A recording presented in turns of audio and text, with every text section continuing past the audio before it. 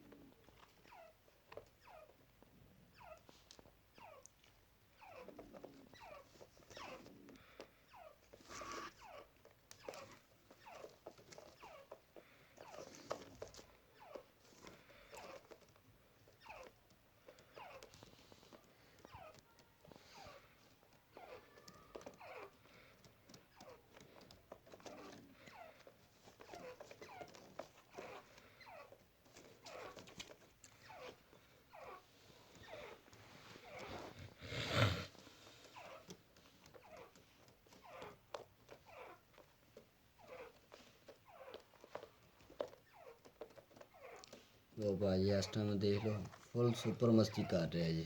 ठीक है, देख रहे जी, इस टाइम फुल सुपर सुपर किनू कहा जाता सुपर मस्ती ठीक है। आ देख लो मस्ती भी कर रहा लेकिन अपनी मर्जी के नाल टिचकारियाँ लै रहा आवाज़ा नहीं कर रहा। मैं कितों की भी कोशिश कर रहा किते चिट्टा विखा किते काला विखा किते कुछ चीज़ विखा लेकिन मस्ती मस्ती करी जा रहा कुड़ी हवा पर टिचकारियाँ लै रहा बोल नहीं रहा।